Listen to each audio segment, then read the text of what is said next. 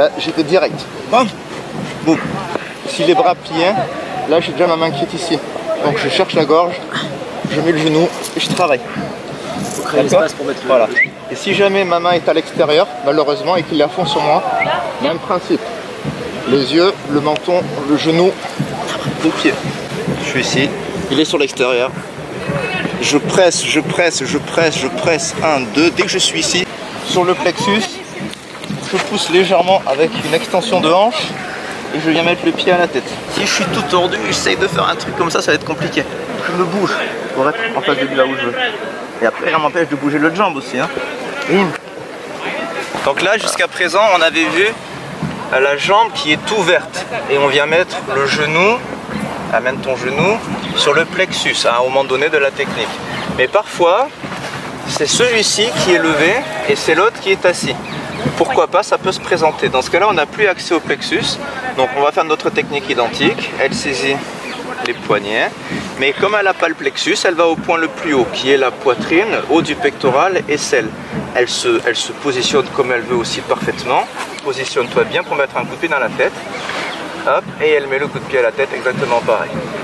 D'accord? Donc si on n'a pas le plexus, on vise le haut du pectoral, l'aisselle pour créer son point de portance et d'éloignement. C'est pas comme ça, c'est en pique à la gorge. Ok. Voilà. Ah d'accord, mais j'ai mal au poignet, je peux pas faire ça. C'est dans le bon. Ah, j'ai mal au poignet. D'accord. T'as une main ici. Ah, le collat. Oui. Ok, ça je peux. Ok, une fois qu'elle est loin, alors voilà, là tu peux attraper plus important. Une fois qu'elle est loin, cette main, elle va rester là jusqu'à ce que tu aies mis le genou au plexus solaire. Une fois que le genou est au plexus solaire, cette main-là vient attraper l'autre main. Comme ça, tu as un contrôle dessus. Alors là, elle a relevé, donc c'est une autre situation. Mais reste là. Reste là, vas-y. Mets-toi la deuxième main. On va faire doucement, étape par étape, que j'ai le temps de parler. Mets la deuxième main. Voilà. Là, elle est loin, tu mets ton genou. Okay. Une fois qu'elle... Alors rapproche, ça va être ta jambe. Rapproche-toi. Je la rapproche où? Rapproche-toi pour avoir plus de poussée, comme ça. de trac. Voilà. Mets ton genou contre le plexus, là il n'y est pas. Mets ton genou contre le plexus, il n'y est pas. Voilà, tu dois toujours avoir les fesses décollées du sol en fait. Ah d'accord, ok. Tout le temps. Elles sont jamais... là dans cette position-là, tes fesses sont décollées. Okay. Et tu dois avoir une extension où ça, ton pied, c'est ton levier. Pour que, vas-y, mets-toi une extension et repousse-la avec ton genou. Voilà. Déjà, c'est ça la position où tu dois être de base. Et pour pas qu'elle parte sur autre chose, une fois que ton genou a pris le relais, ou qu'il est en train de prendre le relais, ta deuxième main va attraper ces deux poignets.